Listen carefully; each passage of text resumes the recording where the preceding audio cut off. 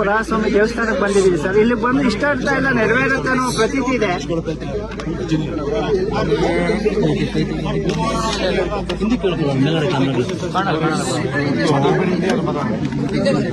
ಈ ಭೂವರ ದೇವಸ್ಥಾನಕ್ಕೆ, ದೇವಿ ದೇವಸ್ಥಾನಕ್ಕೆ ಮೊದಲನೇ ಬಾರಿಗೆ ಬಂದಿದ್ದೀನಿ.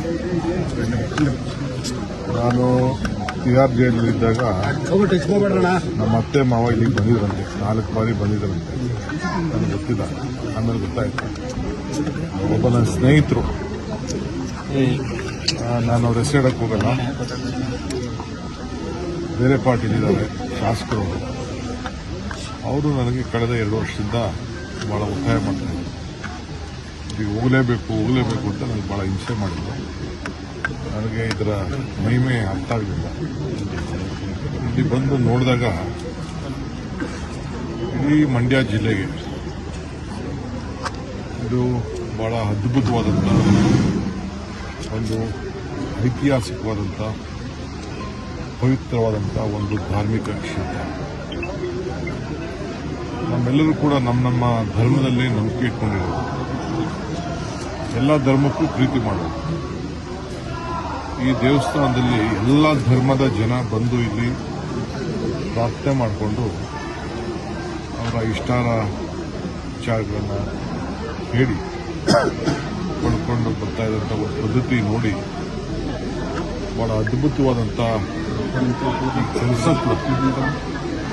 ನನಗೂ ಅಷ್ಟೋ ಇಷ್ಟೋ ದೇವಸ್ಥಾನ ಕಟ್ಟಡದಲ್ಲಿ ಎಷ್ಟು ಶ್ರಮ ಇದೆ, ಏನು ಯಾವ ರೀತಿ ಇದೆ ಅಂತ ನನಗೆ ಈ ವಿಗ್ರಹ ಎಷ್ಟು ಅದ್ಭುತವಾಗಿದೆಯೋ, ಮುಂದೆ ಕೂಡ ಈ ಒಂದು ದೇವಾಲಯ ಕಟ್ಟಲಿಕ್ಕೆ ಬಹಳ ಉತ್ತಮವಾದಂಥ ಒಂದು ನೀಲಿ ನಕ್ಷೆಯನ್ನು ತಯಾರು ಮಾಡಿದ್ದಾರೆ. 4 ಫ್ಯಾಕ್ಟರಿ, ಗ್ರ್ಯಾಂಡ್ ಫ್ಯಾಕ್ಟರಿ ನಡೆಸೋ ರೀತಿಯಲ್ಲಿ ಇಲ್ಲಿ ಕೆಲಸ ನಡೀತಾ ಇದೆ.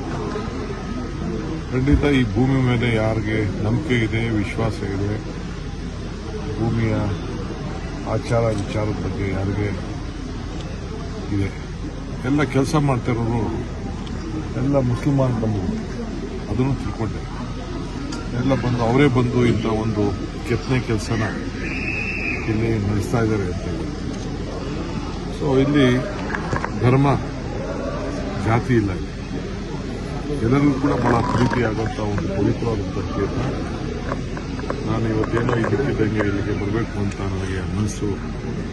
ಈ ಭಗವಂತ ನನ್ನನ್ನು ಕರೆಸ್ಕೊಂಡು, ಈ ಭೂತಾಯಿ ಇಬ್ಬರು ಕೂಡ ಕರೆಸ್ಕೊಂಡು ಬಹಳ ಸಂತೋಷದಿಂದ ಇಲ್ಲಿ ಪೂಜೆ ಕೆಲಸ ಕೂಡ ಪ್ರಾರ್ಥನೆ ಮಾಡಿದ್ದನ್ನು ನೋಡಿದ್ದೀನಿ. ಸೊ ರಾಜ್ಯಕ್ಕೂ ಕೂಡ ಒಳ್ಳೆಯದಾಗಬೇಕು. ಸೊ ನನಗೆ ಬಹಳ ಸಂತೋಷ ಆಯಿತು. ಇಲ್ಲಿ ಬಂದಂಥ ಸಂದರ್ಭದಲ್ಲಿ ಅರ್ಚಕಸ್ಯ ಪ್ರಭಾವಿನ ಶಿಲಾತ್ಮತಿ ಅರ್ಚಕನ ಪ್ರಭಾವದಿಂದ ಶಿಲೆಯಲ್ಲೂ ಶಂಕರ ಕಾಣಬಹುದು. ಹೀಗೆ ಎಲ್ಲ ಅರ್ಚಕರು ಬಹಳ ಧಾರ್ಮಿಕವಾಗಿ ಒಂದು ಪವಿತ್ರವಾದಂಥ ಕೆಲಸದ ಕೂಡ ನಡೆಸಿ, ನಾನೇನು ತರಬೇಕು ಇಲ್ಲಿಗೆ ಬರಬೇಕಾದ್ರೆ ಅಂತ ಕೇಳಿದೆ. ಏನು ಬೇಡ, ನೀವು ಬಂದು ಆಶೀರ್ವಾದ ಮಾಡಿ, ಇದು ದೇವರು ಬಂದು ದರ್ಶನ ಮಾಡ್ಕೊಂಡು ಹೋಗಿ ಸಾಕು ಅಂತ ಅರ್ಚಕರು ನನಗೆ ಹೇಳಿದರು. ಇವತ್ತು ಬೆಳಗ್ಗೆ ನನ್ನ ಸ್ನೇಹಿತರು ಈ ಫೋನ್ ನಂಬರ್ ಕಳಿಸಿದ್ರು. ನಾನು ಮನಸ್ಸು ಮಾಡಿರಲಿಲ್ಲ. ಇವತ್ತು ಬೆಳಗ್ಗೆ ನನ್ನ ಸ್ನೇಹಿತರು ಕಳಿಸಿದ್ರು. ತಕ್ಷಣ ಅವ್ರಿಗೆ ಫೋನ್ ಮಾಡಿದೆ. ಸೊ ನಾನು ನನ್ನ ಧರ್ಮಪತ್ನಿಗೆ ಹೇಳಿದೆ. ಅಷ್ಟೊತ್ತಿಗೆ ಅವಳು ಸ್ವಲ್ಪ ರಿಸರ್ಚ್ ಮಾಡಿದ್ರು ಅಂತ ಕಾಣ್ತದೆ. ಅವ್ರ ತಾಯಿನೂ ಎಲ್ಲ ಬಂದು ಇಲ್ಲಿ ಒಂದು ಪ್ರಾರ್ಥನೆ ಮಾಡಿಕೊಂಡು ಹೋಗಿದ್ದಂತೆ. ಸೊ ಅದು ನನಗೆ ಹೇಳಲಿಲ್ಲ ಅವರು. ಸೊ ಈಗ ನನಗೆ ಹೇಳಿದ್ರು, ನಮ್ಮ ಕುಟುಂಬದವರೆಲ್ಲ ಬಂದು ಹೋಗಿದ್ದಾರೆ. ಬಹಳ ಸಂತೋಷ ಆಯಿತು. ನಿಮ್ಮನ್ನು ಕೂಡ ಭೇಟಿ ಮಾಡೋಂಥ ಒಂದು ಭಾಗ್ಯ ನನಗೆ ಸಿಕ್ತು. ಸೊ ಎಲ್ಲ ನಮ್ಮ ಕಾರ್ಯಕರ್ತರು ಪಕ್ಷ ಭೇದ ಮರೆತು ಬಂದು ಇಲ್ಲಿ ನನಗೆ ಶುಭವನ್ನು ಹಾರೈಸಿದ್ದಾರೆ. ಶುಭ ಆದರೆ ರಾಜಕೀಯದ ಶುಭ ಅಲ್ಲ, ಹೇಳಿಕೆ ಆಗಲಿ ಎಲ್ಲ ಸಂದರ್ಭದಲ್ಲೂ ಕೂಡ ನೆಮ್ಮದಿ, ಆರೋಗ್ಯ ಎಲ್ಲ ಕೂಡ ಸಿಗಲಿ ಅಂತೇಳಿ ಈ ತಾಲೂಕಿನ ಎಲ್ಲ ಜನತೆ ಬಂದು ಆಶೀರ್ವಾದ ಮಾಡಿದ್ದಾರೆ. ಅವರೆಲ್ಲರೂ ಕೂಡ ನನ್ನ ಸಂದರ್ಭದಲ್ಲಿ ನನ್ನ ಧನ್ಯವಾದಗಳು. ಅಧಿಕಾರಿಗಳು ಕೂಡ ಧನ್ಯವಾದ, ತಮಗೂ ಧನ್ಯವಾದಗಳು. ಅಧಿಕಾರ ಪ್ರಾಪ್ತಿಗಾಗಿ ನನಗೆ ಗೊತ್ತಿಲ್ಲ.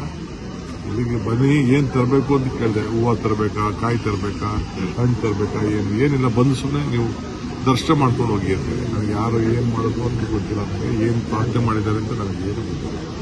ಸರ್, ಈಗ ಮೈಸೂರಿನಲ್ಲಿ ಇವತ್ತು ಒಕ್ಕಲಿಗ ಸ್ವಾಮೀಜಿ, ವಿಶ್ವ ಒಕ್ಕಲಿಗ ಮಠದ ಸ್ವಾಮೀಜಿ ಅವರು ನಾನು ಯಾವುದಕ್ಕೂ ನನಗೆ ಎಲ್ಲರೂ ಕೂಡ ಬಹಳ ಪ್ರೀತಿಯಿಂದ ನೋಡ್ತಾ ಇದ್ದಾರೆ.